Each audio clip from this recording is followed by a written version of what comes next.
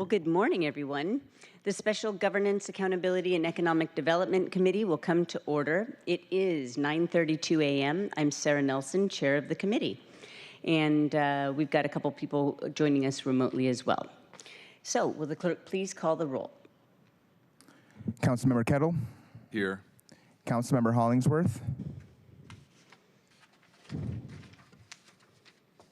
Councilmember Saka. Here. Councilmember Rivera.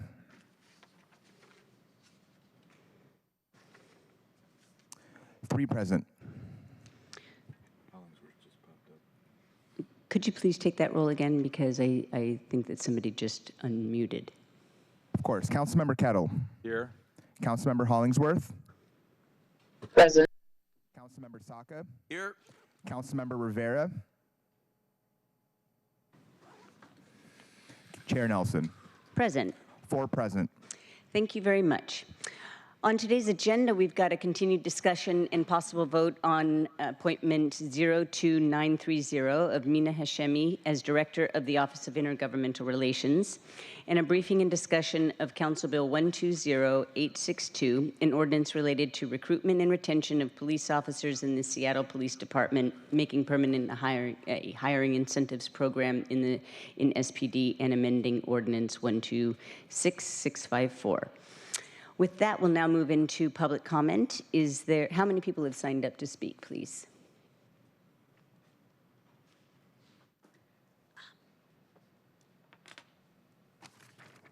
Council President, we have 2 in-person speakers and 7 virtual speakers this morning. Okay, we will start with in-person speakers to speak on items on the agenda, and we'll give folks 2 minutes. And Council Member Rivera has joined us. As Council President mentioned, Go ahead, sorry. As Council President mentioned, I'll call on speakers in the order they signed up to speak, starting with the in-person commenters. Speakers will have 2 minutes. When you hear the chime, you'll have 10 seconds left. If you exceed that time, your microphone may be cut off so that we can move on to the next speaker. If you're offering remote comment, please make sure to press *6 to unmute yourself. And as Council President mentioned, we'll be starting with the in-person commenters. First, we'll have Lars Eriksson, followed by Alex Zimmerman. Lars.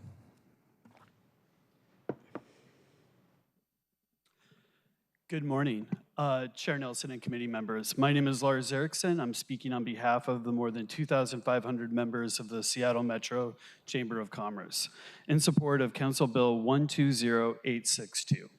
Our city's shortage of police officers impacts all members of our community. For the employer community, it means waiting on non-emergency lines for hours after a break-in, training employees in de-escalation, hiring private security, and paying skyrocketing insurance rates after continuous break-ins. Some of you have heard these stories in meetings the Chamber hosted with small businesses and council members. Several restaurant owners even said they've slept in their businesses in order to deter break-ins. We support an all-of-the-above approach to public safety, and that must include attracting and retaining highly qualified police officers. We need to be competitive with municipalities in Washington and other states, and making permanent these hiring incentives is an essential way we can do that. Please pass the legislation and continue finding ways to make our community safer. Thank you for your time. Thank you. Thank you. Next, we have Alex Zimmerman. Thank you.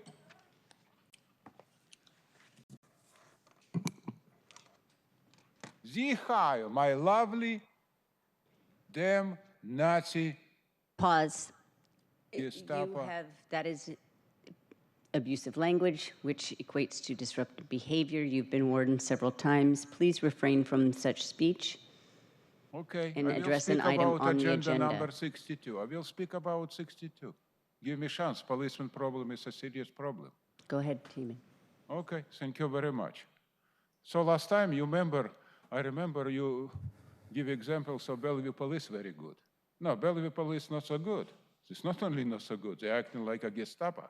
I have experience with them almost for 40 years. 4 times prosecute me, 65 ticket, all in court, and I win always. So this, every hearing costs $3,000 for every ticket. It's okay. So what is I want to explain to you guys? How you can hire somebody when you don't have a chief? You understand? I cannot understand this.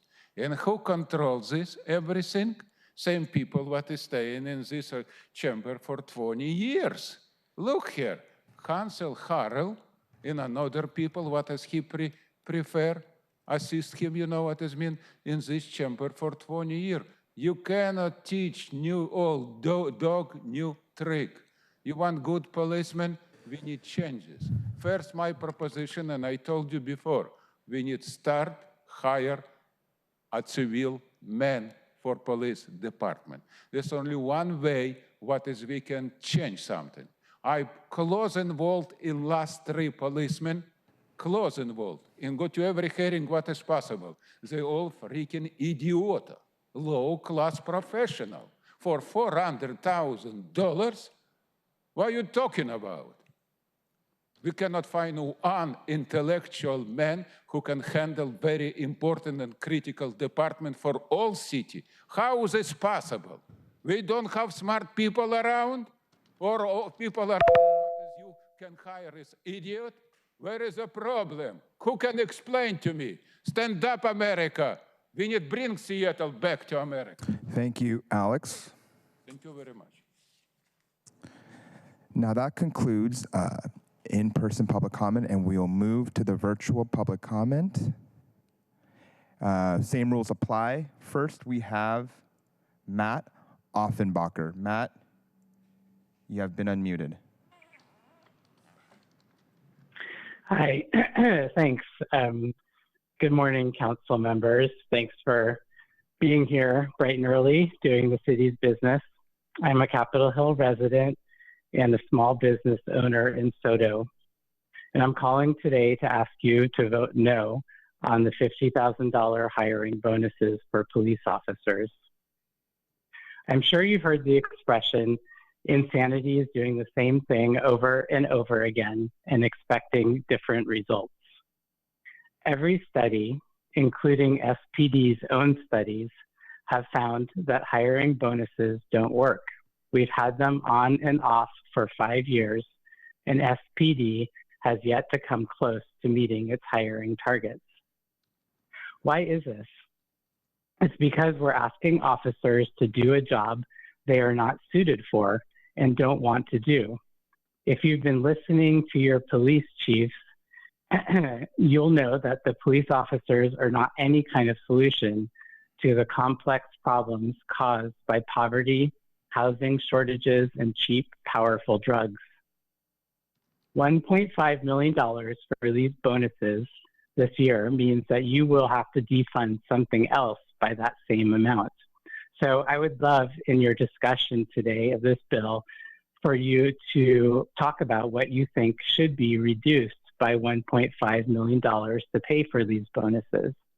Libraries, mental health services, food access, pedestrian safety. We don't need more police officers to make us safer, and we certainly don't need to be throwing good money after bad, especially in this upcoming budget season where we, the people of Seattle, will be watching closely as you wrestle with a $260 million budget deficit. Thank you very much. Thank you, Matt. Next, we have Flora Wright. Flora, you've been unmuted.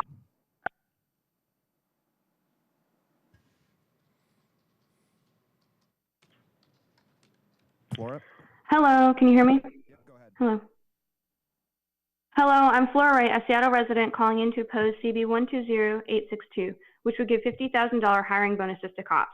The city is in an over $260 million budget deficit, and the first funds under attack were necessary services like student mental health and libraries. Council members also spent the year trying to cut minimum wage for gig and tipped workers. And despite the city already giving SPD a 24.27% raise 4 months ago, you still somehow managed to find more money to give to cops. A single hiring bonus could pay the rent of 2 average households in Seattle for a year. If you want to reduce crime, invest in housing. SPD's own report on the current hiring bonuses and prior reports by central staff have shown that hiring bonuses that have been in place for the majority of the past 5 years don't actually increase hiring.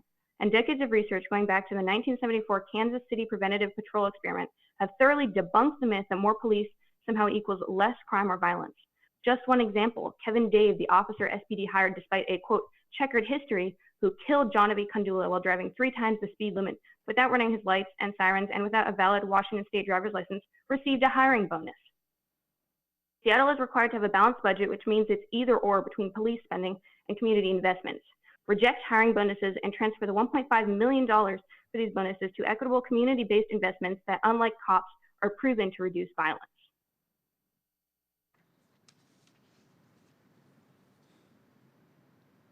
Thank you. Next, we have Julia Buck. Julia?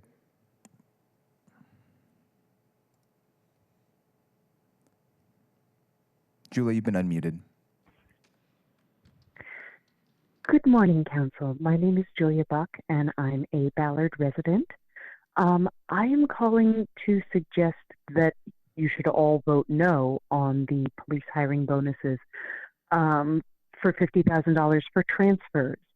The Atlantic recently published an article over 20 years of data that found that 70% of officers hold just one job, and 21% hold just 2. And the remaining 9% are some of the most prone to disciplinary issues. And so what we're doing is we're paying a $7,500 rookie bonus for police officers, and we're paying a $50,000 bonus to attract basically officers with disciplinary record issues potentially. And that doesn't make any sense at all. So I'm asking you to please vote no, especially in a budget crisis. Throwing more money at this in this manner does not make any sense. Thank you. Thank you, Julia. Next, we got Max Doggett. Max?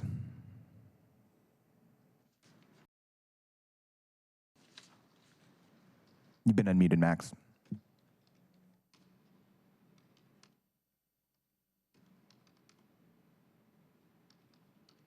Hi, my name's Max. I've been for the past, better part of the past decade, a job coach for adults with disabilities all around King County. In Seattle, I am here to urge the county not to increase the hiring bonus for new police hires. You know, I think a lot of people are going to speak to the statistics and things better than I will, and I'm rushing. I'm going to yield maybe some of my time if I can to. Because I'm actually going to help some asylum seekers who the city police have pushed out to the outskirts outside the city where they're farther from services. But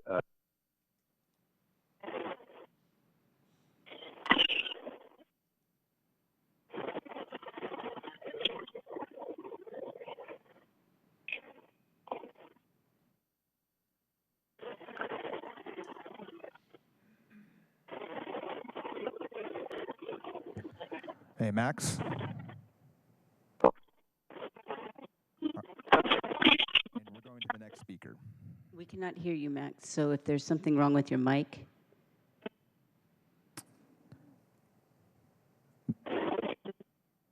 Max, if you're having technical difficulties, please feel free to sign on again. If not, we're going to move to BJ last. BJ, you have been unmuted.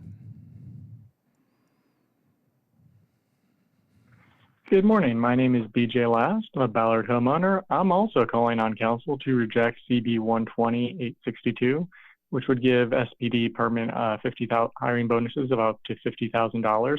I do appreciate that it's actually finally honest about why cops are cops. Like, this is the one time council will be honest, like, why they're in this role.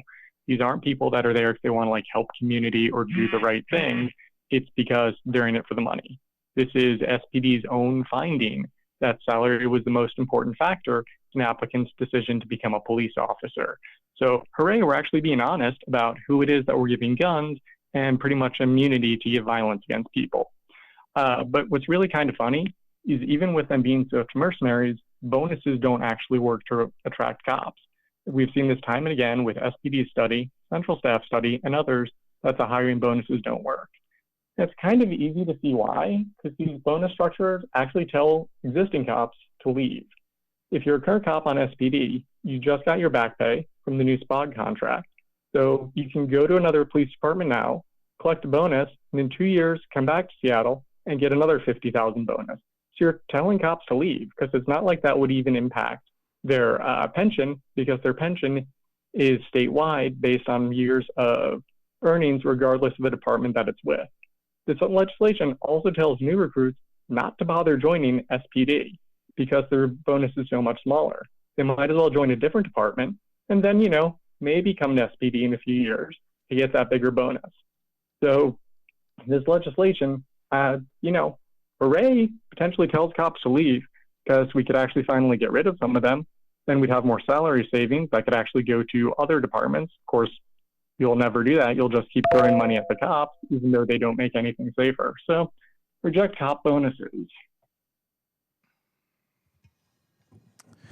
Thank you, BJ. Next, we got Alice Lockhart. Alice, you've been unmuted.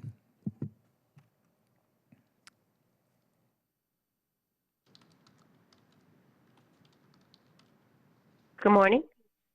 Good morning, committee members. I'm Alice Lockhart, a homeowner in District 5.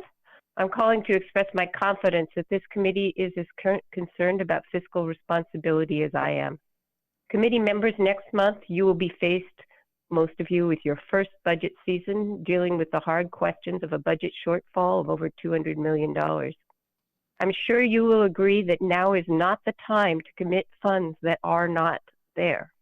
In the interest of government and transparency and fiscal responsibility, please delay committing to huge police hiring budget until the amendment process during budget season. At that time, you will be able to make explicit exactly what you are going to cut in order to fund those bonuses. Please be transparent and let us know that information during budget season, and please be cautious. It may turn out to be really, really hard to find something to cut. And you can absolutely cross that bridge when you come to it in October. Thank you so much. Thank you, Alice. Last virtual public commenter is Alberto Alvarez. Alberto, you have been unmuted.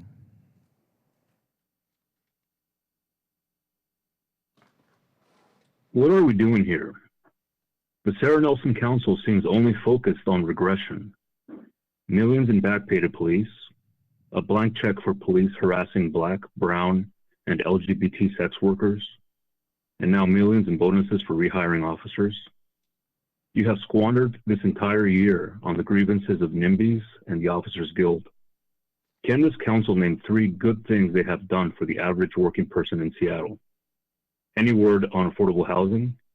Any push to raise wages for all? What of the children who were begging you to fund their diversion activities and mental health services? Make some effort to improve our lives, not just the rich and well-connected. Council is a service to all, not a rubber stamp for the elite. Thank you, and I yield my time.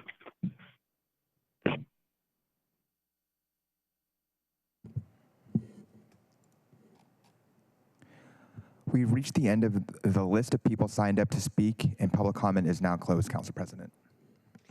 Thank you very much. Hearing that public comment is closed, would you please read agenda item 1 into the record? Agenda item number 1, appointment 02930, appointment of Mina Hashemi as Director of the Office of Intergovernmental Relations. Briefing, discussion, and possible vote. So colleagues, at our regularly scheduled meeting last week, Deputy Mayor Wong introduced Mina Hashemi as the mayor's pick for OIR director, and we had the opportunity to hear directly from her, interim director, and also ask some questions of our own and elaborate on some of the questions that were submitted and answered prior to the meeting. And so this is another opportunity to ask additional questions, and it's my hope that we can vote this out today. In fact, this is one of the reasons why we scheduled a special meeting today, because I wanted to make sure that we got this vote out before we entered our budget season, which is coming up. And that is because although this session doesn't start until January, it's clear that those conversations about the upcoming session are happening right now. And just for an example, I was invited to attend the Apple Cup last week, or on Saturday, And there were other elected officials there, and I had the pleasure of sitting next to Representative Hackney and talking about the conversation naturally drifted to this upcoming session and some of his priorities. And so it is important for that we that as this is ramping up and the table is being set for what's coming up, that we have a fully credentialed leader working behind the scenes and also hard at work strengthening all the processes that you talked about last week when it comes to making sure that your office is as effective as it can possibly be in representing the city's interests. So with that, I just would like to open this up to any additional comments or questions from my colleagues. I am not seeing any, so we invited you here to be at the table to also offer you the opportunity to have any last words in this discussion, and then I will move the actual legislation. Thank you. Good morning. Thank you, Council President Nelson and members of the committee. Thank you for your thoughtful consideration of my appointment as Director of the Office of Intergovernmental Relations, otherwise known as OIR. I appreciate the opportunity to be here with you today, and also want to thank you for the conversation last week in the committee. It's always great to hear from you directly about your priorities and goals for OIR, and I appreciate the opportunity to answer your questions and also your investment in our success. As I shared last week, I'm super excited about this position. It's been such a great experience and a privilege to serve as interim director these last few months and to build relationships with you council members and to serve you, Mayor Harrell, and the beautiful city that we call home. The future of Seattle is bright, and it's truly an honor to have your consideration for this appointment. As I shared, throughout my career, I've served elected officials at the state, local, and regional level, working directly for an executive and a legislative body. And in each role, I've gained understanding of the unique needs of each type of legislator and demonstrated my ability to build relationships with people from diverse regions, backgrounds, ideologies, and access to government. This type of work drives me, and I'm excited and ready to use this experience to help council achieve your goals and to have a hand in directly solving the problems and achieving progress in the city that I live in. As we talked about last week, we all know the city is most effective when we are regular and collaborative partners in conversations with government at all levels. OIR plays such an important role building and stewarding positive relationships on behalf of the city with these partners through many avenues, including direct lobbying, effective communication about the city's priorities, compelling asks, and regular engagement. And as I shared, my vision for OIR is action-oriented. So I've been hard at work these last few months, planning and organizing to capitalize on greater opportunities for funding and policy solutions to address the city's needs and to move us forward on our goals. So as I mentioned, I've really been focusing on setting the city up for more success in the 2025 legislative session through not only a more concise state legislative agenda, but also with earlier engagement with legislators and stakeholders this fall to find shared alignment. I'm happy to hear that you've already been working on that. I've also put heavy emphasis on OIR's critical role identifying funding solutions to address our city's budget needs and working with partners to identify system improvements to make sure that we're seeking the best opportunities for funding and that we're delivering really compelling asks. I'm happy to report that OIR is talking more frequently with regional partners and that we're seeking opportunities to better coordinate on state and federal asks, as well as implementation of policy at a regional level. As director of OIR, again, I can commit that I will always fight for Seattle to have a seat at the table and that you can always count on OIR and our team for fierce advocacy and open, transparent communication, as well as a deep respect for the intricacies of our city, as well as all of our elected officials and the people that we serve. I'm super grateful for council's collaboration on this work and your openness to working with us on these priorities. And I want to thank you again for the very thoughtful consideration of my appointment and for the opportunity to be here with you again today. Thank you. Thank you very much for those additional remarks. I learned something new, that the number of conversations has gone up. So with that, I will move the legislation and then get to my colleagues' questions and comments. So I move that the committee recommend confirmation of appointment 02930 of Mina Hashemi as Director of the Office of Intergovernmental Relations. Is there a second? Second. It's been moved and seconded to confirm appointment 02930.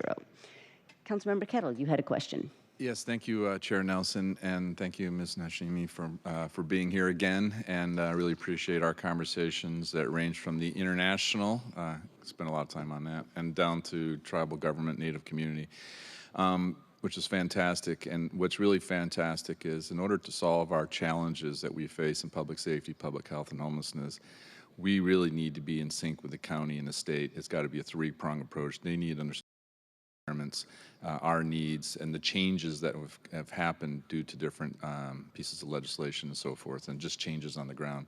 And so I look forward to leveraging that experience you noted, because we really need to have the state, the county, and the city working in concert. Otherwise, we're taking one step forward and potentially two steps back. So thank you very much. Thank you. And yes, I will support your nomination. Let's see, additional comments?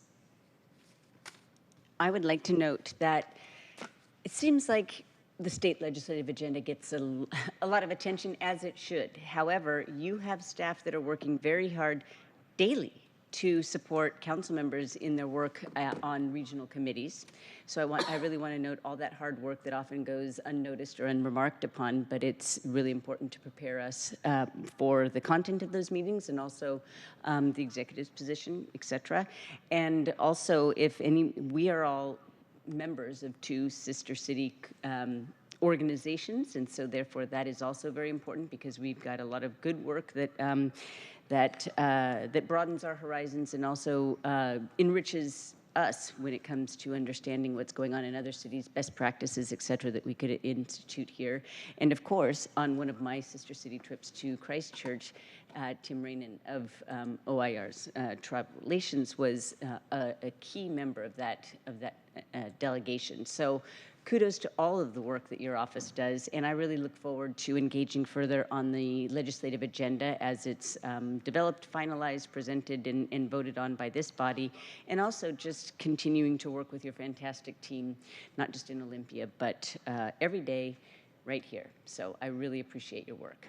And I will be Thank you, Council supporting President. I appreciate you highlighting that, and I know my staff will be really happy to hear that. Thank you. And if I missed any level of government there, I do apologize. Forgot the national level, et cetera. But yes, it's all important. All right. With that, if there are no further comments, looking once, looking twice. Okay. Will the clerk please call the roll on the legislation? Councilmember Kettle? Aye. Councilmember Hollingsworth? Aye. Councilmember Saka? Aye. Councilmember Rivera? Aye. Chair Nelson? Aye. 5 in favor, none opposed. Excellent. The motion carries, and the committee recommendation to confirm the appointment will be forwarded to the Seattle City Council for consideration on September 24th. So congratulations. See you then. Appreciate it. Yeah. Appreciate your support.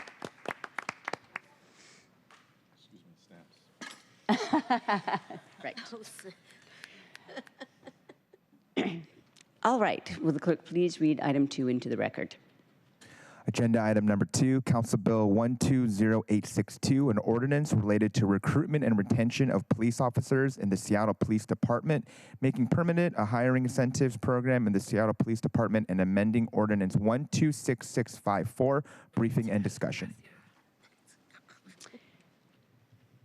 Thank you very much. As folks are getting to the table, just some history. In March of 2022, I put forward Resolution 32050, calling for a hiring incentive program, and also stating our intent to lift a budget proviso on the salary savings of vacant police positions in order to pay for those incentives. And then a couple months later, Council passed Ordinance 126654, which lifted the proviso and authorized the creation of a hiring incentive program. And as you will hear at this presentation, that program those incentives are scheduled to end at the the end of this year. And so we'll hear about this legislation to extend and modify slightly that program. So would the presenters please introduce yourselves, and then feel free to get started on the presentation. Good morning, members of the committee, Chair Nelson, Tommaso Johnson, Council Central Staff Analyst. Good morning. I'm Deputy Mayor Tim Burgess. Good morning. Mike Fields, SPD's HR Director. Good morning. Natalie Walton Anderson, Public Safety Director for the Mayor's Office. Thank you very much.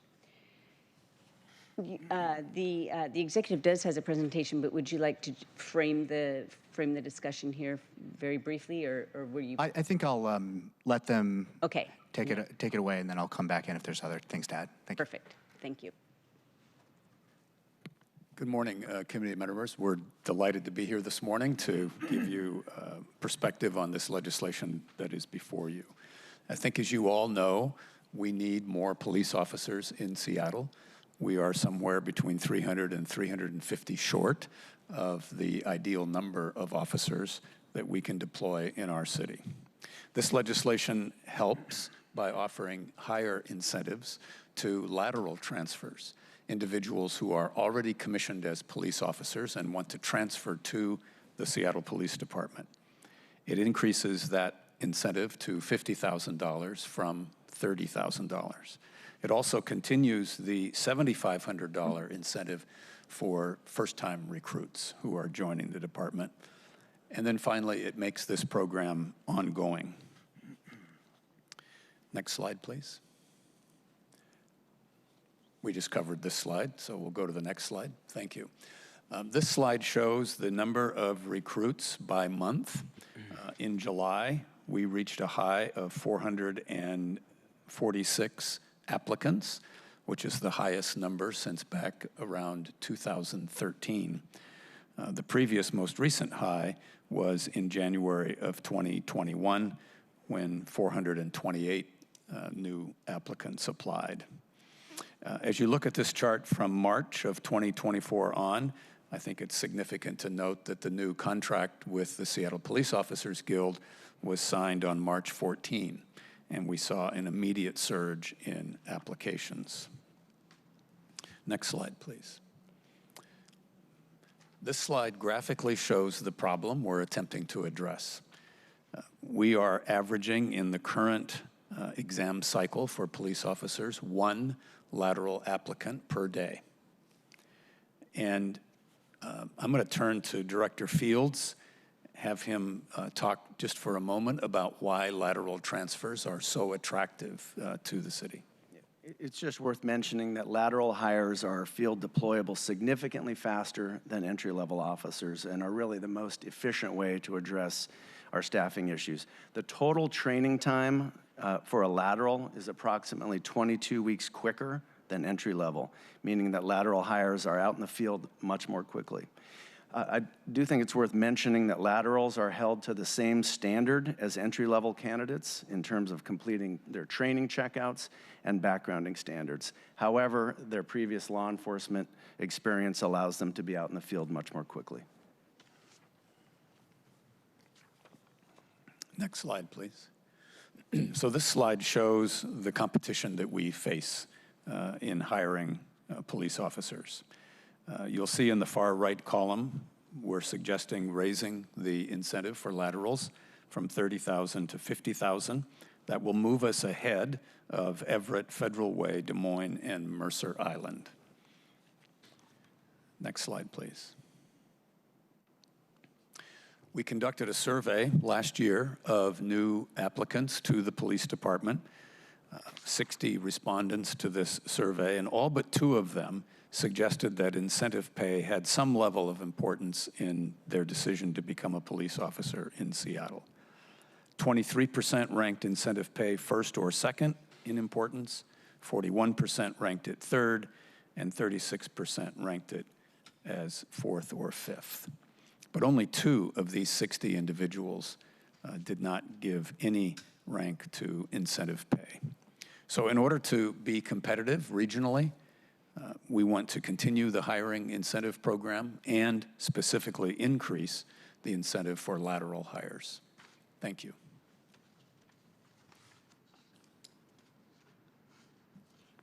If I might, members of the committee, the only other details that I would add is just by way of background. There were recent prior hiring incentive programs. In 2019, the council adopted an ordinance authorizing a one-time incentive payment of $15,000 for lateral transfers. Following the expiration of that ordinance, there was another one-time incentive program created under emergency executive authority of former Mayor Durkin pursuant to the COVID-19 pandemic that included a $25,000 lateral hiring bonus. And as you noted earlier, this current pilot program authorizing $30,000 lateral hiring bonuses is set to expire at the end of this year. A couple of other minor notes I wanted to make about the effect of this legislation, in addition to the increase in the amount of the bonus and the removal of the temporary nature of the bonus structure. This bill also modifies the clawback provision of the incentive program. That was one of the items identified by the evaluation. It was recommended that the clawback period be modified, noting that other jurisdictions have a shorter clawback period on the scope of 1 to 3 years, whereas our clawback provision in our incentive program is 5 years, meaning that if an officer receives a lateral hiring bonus and then leaves the department prior to 5 years under the current pilot program, they repay that amount in full. The modification that this legislation introduces is a prorated system, meaning that the amount that they pay back if they leave prior to 5 years is based on the time that they are working. There are some other technical changes that this legislation makes to the program to better reflect the different ways that lateral employees can enter the department if they're formerly employed with SPD. I'll also note that the bill strikes the reporting requirement as that was completed earlier this year, and that was a facet of the pilot program.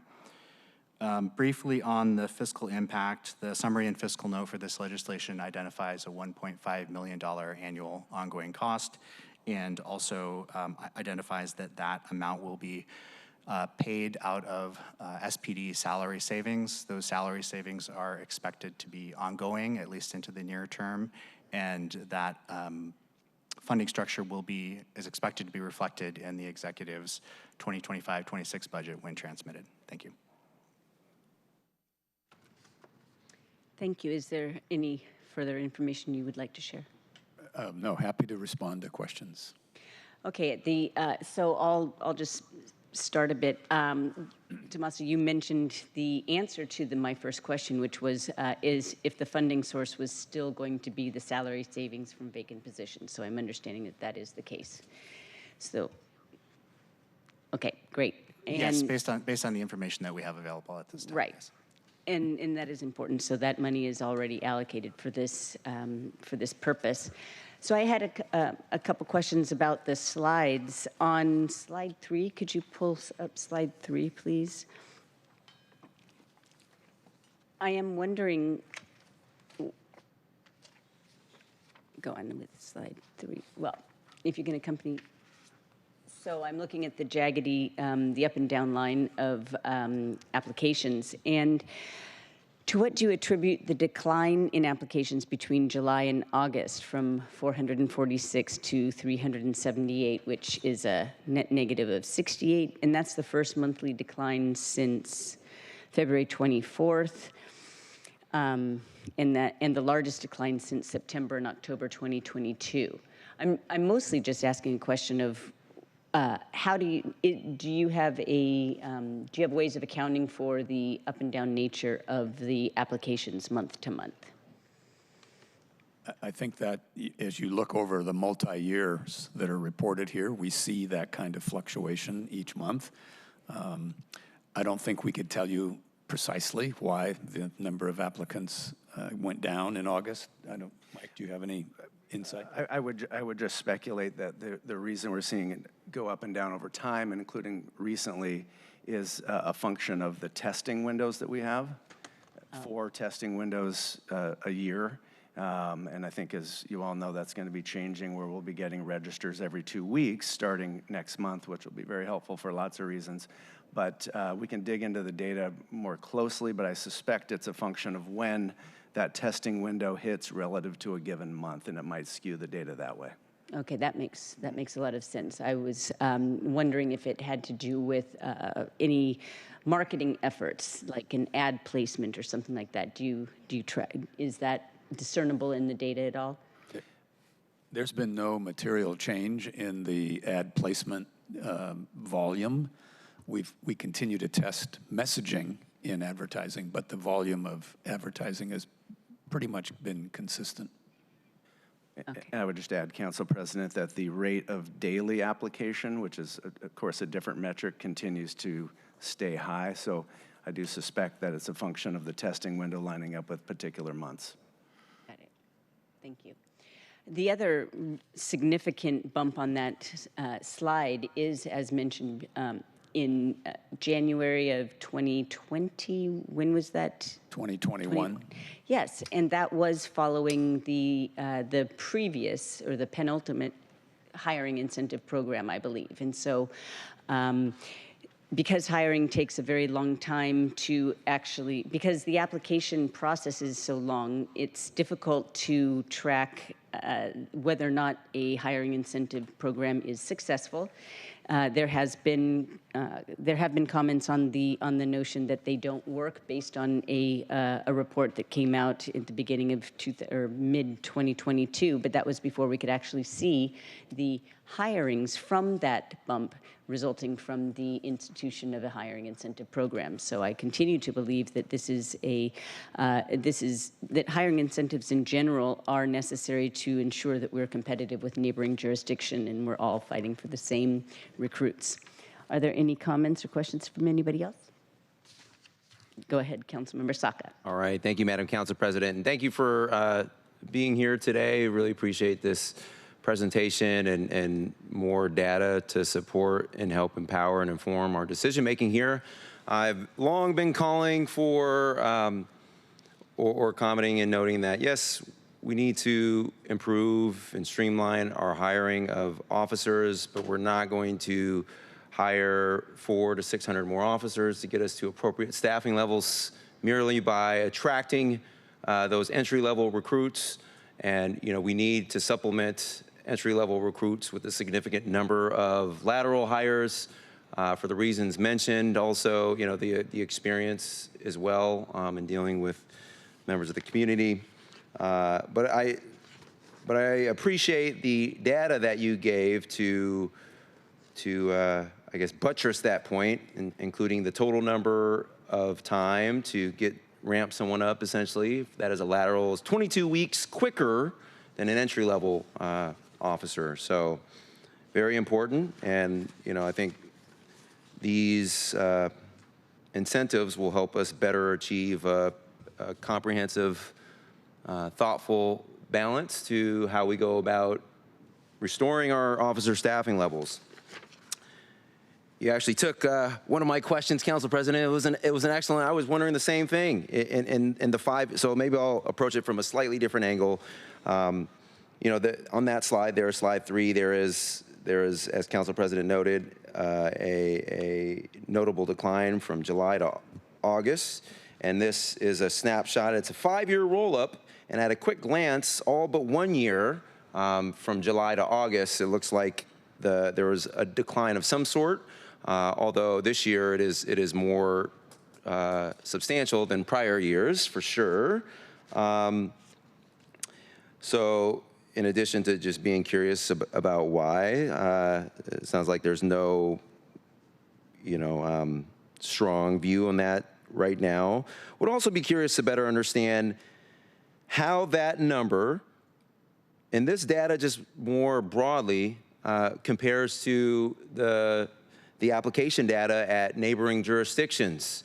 So, it's obviously very important.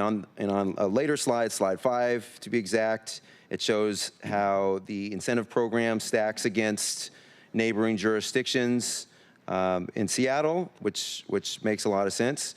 But do you have an initial view of how that 68 or whatever that number is, decline from July to August this year, how that compares to what other jurisdictions are experiencing? Because yes, we are we always collaborate with our neighboring jurisdictions on any number of policy priorities and points. But this officer hiring is unique insofar as, yes, we're collaborating, but many neighboring jurisdictions are also trying to boost and restore their officer staffing levels, although none to the extent that we are here. So on the one hand, not only are we collaborating closely with them, we're also competing fiercely for talent. But it would be good to understand, if you have an initial view on how that decline from July to August compares to what other jurisdictions are experiencing.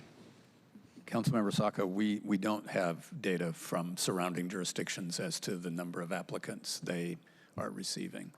I would point out, as you have both, the council president and you have pointed out the decline in August, but August at 378 is the third highest month in the last 4 years. So while there is a decline, it's still much, much higher than we have been experiencing over the last 4 years. Got it. And thank you. So I have another question pertaining to slide 5, where it shows that chart.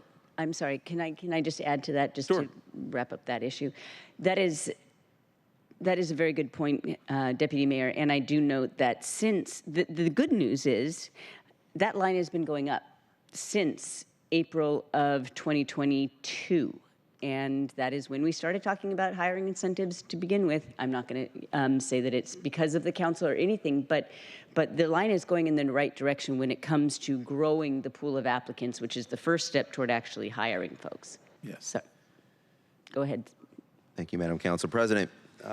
So on this slide 5 here, it notes the incentive for recruits today. Is that okay? So for all recruits, so it doesn't distinguish between lateral or entry level. Is that correct? Well, it does. Before. So we're not changing the entry level for new recruits. That's staying at $7,500. And the lateral amount was $30,000. This legislation would move it to $50,000. Got it. Okay, so yeah, that was the focus of my question. The $50,000 figure, so up from $30,000. How did we arrive at that number in particular? In addition to, looks like, so $30,000 was at the higher end, but there, as we note, there are a number of jurisdictions with a higher $40,000. How did we arrive at $50,000? Just to be the best in class, so to speak, in which, by the way, if that's the case, that's a perfectly acceptable answer, but just want to better understand the thought process that went into arriving at that $50,000 proposed figure. We're suggesting that change in order to be competitive in our regional marketplace. We know that lateral officers who meet our standards are quicker to hire and train and put in the field by 22 weeks, which we heard from Director Fields. They're also more effective as police officers once they are deployed because they have the experience of being police officers. So raising the incentive, which we know is important, especially to laterals, puts us in a much stronger competitive position with some of our regional competitors. Makes a lot of sense. Final question. So with respect to the new prorated clawback amount that Tommaso was talking about a moment ago, just be curious to better understand how that new revised structure compares to what other jurisdictions do with the same incentive.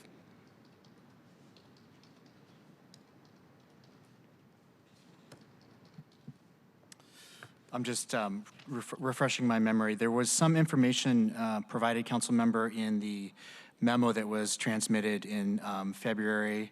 As I said, that was one of the recommendations made. And I don't know off the top of my head what the other jurisdictions have specifically for clawback periods. The memo does mention that King County Sheriff's Office and Bellevue PD employ a 3-year clawback period, whereas Kent and Federal Way have a 1-year clawback period. So that's the sample set that we have as far as other jurisdictions. So this new approach is a 1 year. It retains the 5-year period, but it prorates that based on the amount of years following receiving the bonus. Thank you. Councilmember Kettle. Thank you, Chair Nelson. Thank you, everyone, for coming this morning. I do listen to public comment. Some may accuse me of not, but I do. And one of the repeated themes from like this morning's public comment was the funding sources. And I do believe that we need to get that out better in terms of where this is coming, because clearly some of the comments were not germane, and given the sense that this is coming from salary savings. And I don't know what we can do to better get that out into the public space so they understand that this is a separate consideration. And it's a separate consideration, too, from an expectation management perspective, is that, you know, in terms of the salary savings and building up our numbers, I view this as like going to take the entirety of our term on the council, if not into the next term. And I think it's important for expectation management to make that point, because I think a lot of people are expecting the immediate change, you know, and that doesn't happen. And I was wondering, is there any efforts in terms of educating both those points in terms of the expectation management of how long it's going to take to get back to where we need to be with overall police staffing, and then also with elements like this, you know, initiatives like this in terms of what we're trying to do. Thank you, Council Member. The current budget for 2024 includes funding for these incentives, and the mayor's budget, which will be transmitted to you next Monday, funds this in 2025 and 2026. Monday or Tuesday? Excuse me, Tuesday. Thank you. Yes, thank you. I'm from the old days when Monday was the council function day, so. But it's fully covered in this year's budget and in the mayor's proposed budget, which you'll receive next week. The reason that we're submitting this legislation now, and we hope that you will act favorably on it, is that we would like to be able to pay these incentives starting as quickly as we can, as soon as this legislation takes effect. So if it passes out of full council soon, and then the normal 30-day window, we should be able to pay these incentives in the last couple of months of this year. Thank you. Another question that came out of public comment, and I think it's important to restate it, is because it is a position of the council, is that quality is key. You know, and I recognize on each individual basis there may be some one-offs which will get all the focus. And I think it's important to restate you know, the standards and then the accountability side from us. To include each of these transfers would go through the process to include the Before the Badge program, where they go into each of the neighborhoods to learn the neighborhoods, to learn all these different pieces, where they're still evaluated too, by the way. I've seen that before over the course of the last year or two. Can you speak to the quality and the standards and accountability aspects of what we're looking to do today? Thank you, Council Member. Yes, that's exactly right. I'll start kind of in the order of events as they occur. In terms of backgrounding standards, laterals are backgrounded in the same way. They're subject to all the same requirements and restrictions, and it's not a foregone conclusion that they will be hired. So there is a full vetting in the background process.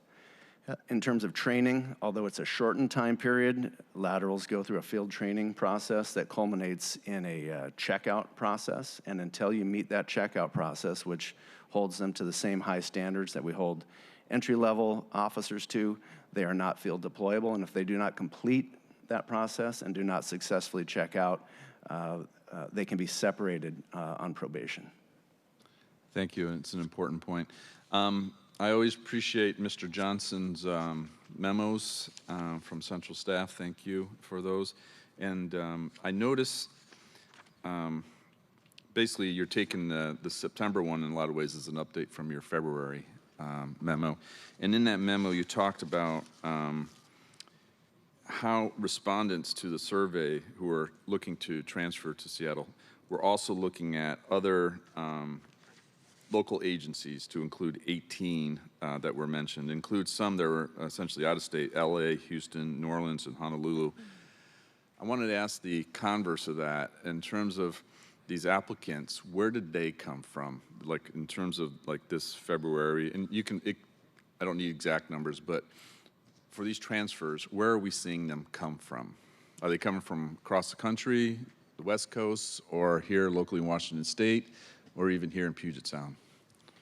That's a great question, Council Member. I'm not actually familiar with the information enough to answer that. My colleague, I think you're referring to the memo earlier by my colleague Greg Doss earlier in the year on this issue, but I'll defer to SPD as they may have more information about that to be responsive to your question. Councilmember Kettle, we know that of all applicants, so first-time recruits and laterals, the overwhelming number of them come from Washington State, and then on the West Coast, Oregon, California. But we do attract candidates from elsewhere in the United States as well. But the overwhelming numbers, and I'm not sure if it's a majority or slightly higher than a majority, come from Washington State. Okay, thank you for that. It's an important piece because that goes to other issues that we're all aware of. And we'd be happy to send you, and we will send you, that information. Yeah, yes, thank you. That would be very helpful.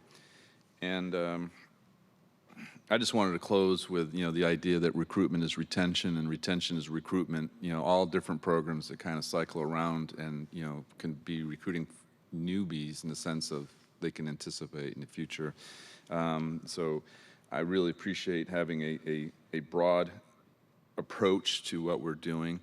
And I really like how the chart has gone up. I think that's a reflection of the Seattle Police Department, the Mayor's Office, working together with the council and multiple committees, Labor, Governance Accountability, and the Public Safety Committee. And as I noted before, at the beginning of the year in public safety, give us 1 year if you're looking to leave or retire. I also want to make a call for those that are currently working in another jurisdiction, maybe Bellevue or others nearby, to look at the City of Seattle, the Seattle Police Department.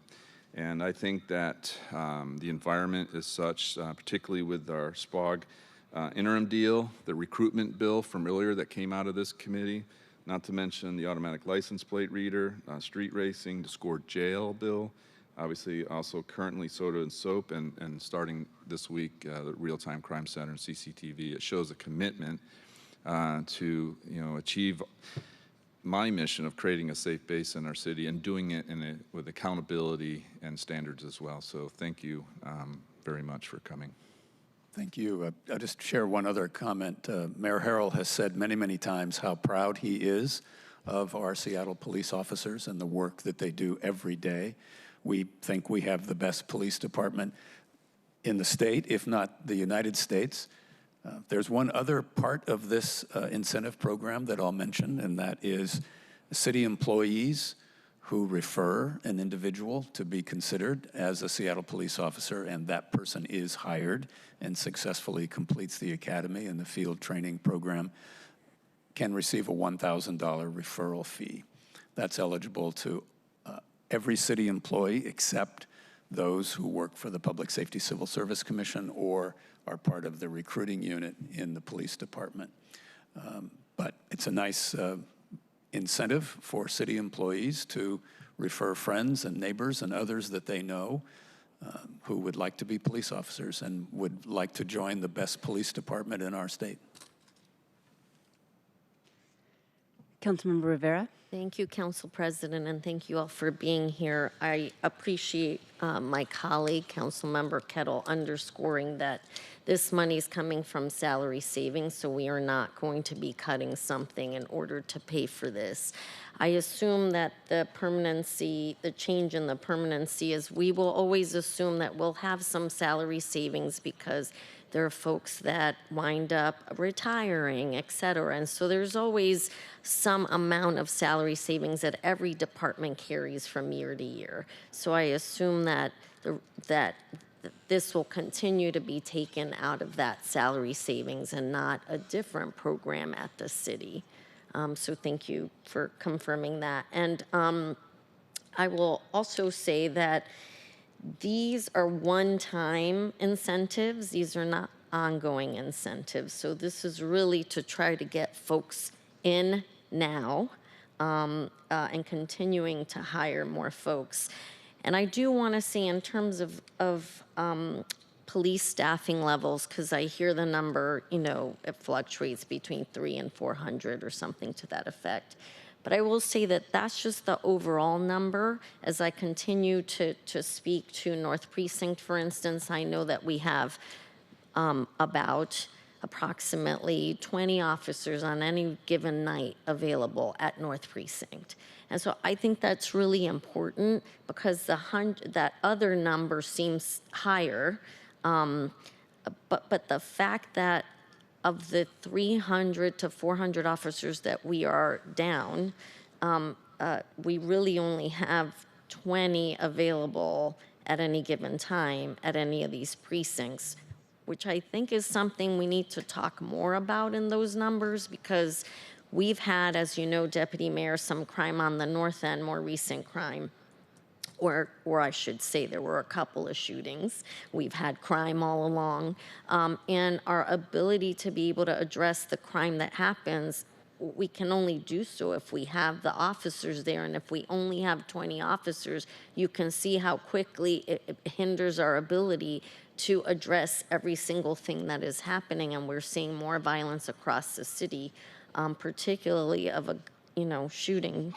shootings. And so I know we are all working hard to effectuate the ability to have them more than 20 officers at any given time at any of those precincts to be able to address the crime that is happening. And I think that is something that is critical, and why we all are looking at these kinds of efforts to try to attract more officers. I very much appreciate you delineating that, you know, we are not sacrificing standards when we're looking at laterals, that they too have to meet our standards and requirements for all officers at the city. And I support and I continue to say, you know, we need young people wanting to do these jobs. Obviously, they would be entry-level recruits, and we need, you know, more of those as well. So I just wanted to underscore that, because we are tackling a huge public safety issue in this city. And I too hear Councilmember Kettle, the folks that come for public comment. And also I hear from a lot of the constituents, because we know that there are 750,000 constituents in this city, and we only hear from a couple of them at any given time. And so I am out there in the district that I represent, hearing from folks who are very worried about the public safety situation, because people are getting killed. This is really something, people are getting killed. And we need the ability to address this. And we cannot do that if we don't think of creative ways, including incentives, to be able to hire more officers at the city. And that is just the bottom line. It's simple, it's based on facts, it's based on data, and it is our job to work with the mayor's office and SPD to figure out ways that we're going to be able to hire more folks so we can address these issues. We have a lot of violence in the schools. We have more gun violence in the schools. And our ability to address that really relies on having a police force that can go out to these schools when these things happen. No matter how people feel about policing, at the end of the day, it is a fact that we are having kids getting killed across the city. All of our districts are not immune from the shootings. As I said, 2 shootings in about a month, fatal shootings just on the north end. And so we really need to do all that we can to support the hiring of more officers so that folks can show up. And so this is critical in my mind, and is certainly something that I will be supporting on behalf of the constituents in the district that I represent. So thank you so much for your efforts. I know none of this is taken lightly. There's a lot that goes into these proposals that are made and we are being asked to vote on. And folks need to understand that. And that is what we're tackling when we're doing this. So thank you. Thank you, Council President. Well, you sort of took my closing remarks out of my mouth, but I will say, and this, I'm not closing discussion, but on the heels of those remarks, we take an oath to protect the health and well-being of the citizens, of the residents, citizens of the city of Seattle. Our charter says there shall be maintained adequate police protection in every district of the city. And I am sorry that I don't have that direct quote, but I said it often enough when I put forward the legislation to initiate the hiring incentive program in 2022. I said it over and over again as we were deliberating on the legislation passed earlier this year to improve hiring processes and recruitment efforts. I am very much looking forward to a report on how that is going. I believe that we should be expecting that any time now, but this is one piece of doing our duty for the people of Seattle. You mentioned North Precinct, 20 officers. That is everything north of the Ship Canal. That is our largest precinct. And that is extremely frightening when you think about the time it takes for first responders to come to an emergency. It's also frightening when you think that that we have pulled investigators from special units to patrol in order to have 20 people at any time on patrol in the North Precinct. So emphatically, when I say we no stone unturned, do everything we possibly can, this is money that is sitting there to be used to fill a historic staffing deficit at SPD. And so want to make sure that, yes, we are listening to all of our constituents, and on a daily basis, what we hear from our constituents, from small businesses, is pretty devastating what's going on out there. And so, of course, I will be supporting this as we go forward, and I would like to invite any other council members to say some closing words. Go ahead, Councilmember Hollingsworth. Thank you, Council President. I just had one quick question, just for the record, and I appreciate Councilmember Rivera for reiterating this. These are funds that have already been allocated to our Seattle Police Department, and they're just been moving from one bucket to a different bucket to be allocated. There's no additional money that's been offered. There's no redirection of funds coming from another city department. These are funds that have already been allocated to our Seattle Police Department that have been unused, and we're just switching buckets within that piece. That's correct. Okay, awesome. I just wanted to clarify that for the record. Thank you. And month to month, I don't know if this is still the case, we're looking at a net negative in new officers hired. So the money is there, That's unfortunately. correct. Yes. Okay, well, thank you very much for this. Okay, go ahead. Oh, yeah. Thank you, Madam Council President. And so appreciate all the thoughtful contributions from you all colleagues. Yeah, 100% agree. And I guess from my perspective, I'm just going to pile on because it's worth it. Let us now use this as an opportunity to directly address, demystify, and debunk some of the most egregious myths that are likely to swirl from all this conversation. This is being funded solely as a direct result of existing salary savings. This does not reflect net new spending or net new spending. So just wanted to pile on on that point. But I did have one more question, one more pesky question, sorry. But this is important stuff, and just wanted to double click a little bit more on some of the information contained in that slide 5 about that includes that table of incentives. So, we talked a little bit earlier about the basis for arriving at this $50,000 proposed lateral incentive number. Makes sense. Would just be curious to better understand a little bit more about the efficacy of this kind of data, and in particular, what kind of impact can we expect, roughly, to see as a direct result of going, $10,000 above the highest jurisdiction today? And the reason why I ask is because, if and to the extent we end up back here, the same exact spot, 6 months from now or a year from now or at any point in the future, raising it even further to $75,000 because Des Moines and Mercer Island also raised theirs to $60,000 above and beyond ours. I'm fine to have that conversation, but I just want to make sure it's not purely because a reactionary. I want to make sure that, it's been known to show that it is an important consideration. And so all that is to say, yeah, again, I'll restate my question. What kind of impact can we expect to see as a direct result of this $50,000 lateral hiring incentive proposal? Our goal is to be able to hire more lateral transfers so that we'll attract more. One of the slides showed that we're getting on average 1 lateral application a day. Currently, we'd like to move that to 1.5 or even 2 if possible.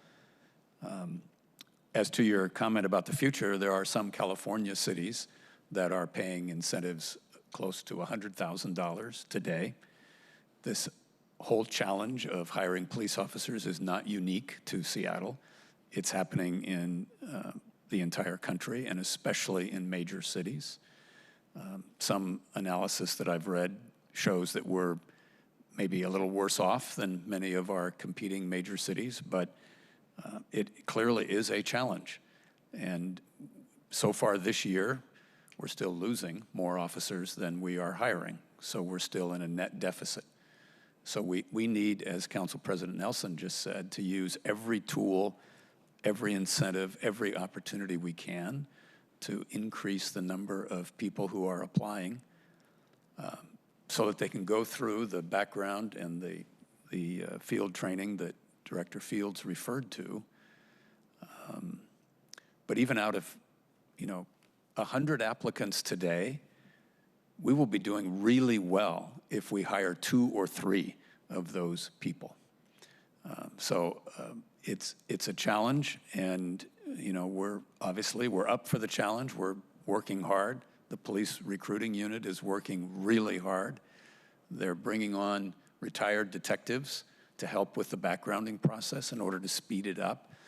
Chief Rahr has eliminated the oral board phase of onboarding.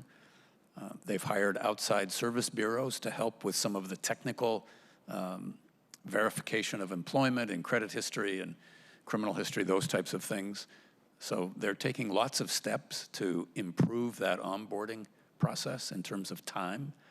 So we're doing what we think is necessary, but I'll be the first to admit, hiring police officers in the United States today is hard work. Thank you.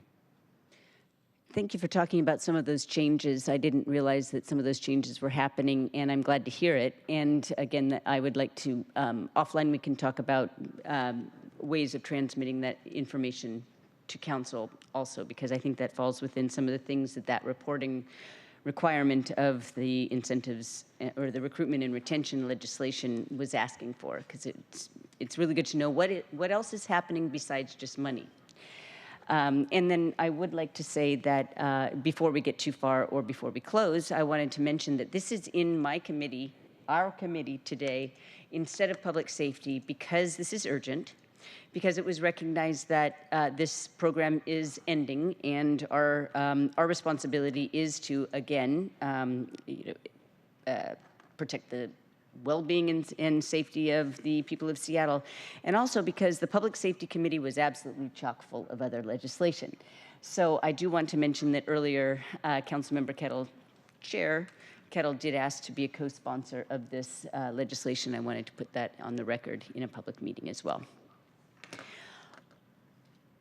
Yes, go ahead. I just one quick point of clarification too for what I mentioned earlier. Obviously, I represent D4, which is on the north end, but we've also seen, and I care about the entire city. That's why I am here, representing the D4 and caring about everyone else in the city as well. So wanted to mention, obviously, we've had kids being shot and killed at Garfield in Councilmember Hollingsworth's district, at the community center in Councilmember Saka's district, and that's just by way of example, and lots of other folks we are losing across the city, and lots of crime happening across the city. So I did not want it to stand that we're just talking about the north end. We are talking about all across the city.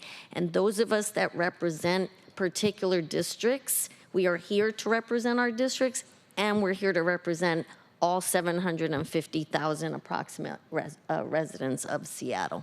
So I did want that noted for the record. Thank you. Thank you.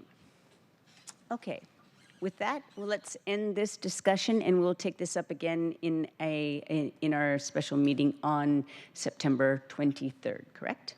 All right, thank you very much. I appreciate the presentation.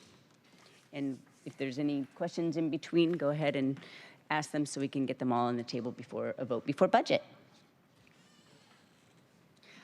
All right, this concludes, well, for me, this concludes the special September 16th meeting of the Governance, Accountability, and Economic Development Committee, unless there is additional business that colleagues would like to bring forward. All right, seeing none, our next committee meeting is scheduled for 9:30 a.m. on Monday, September 23rd. And again, please note that this is a special meeting, and if you can't attend, please have your office reach out to our office and let us know. With that, it is 10:48, and this meeting is adjourned. Thanks, everyone.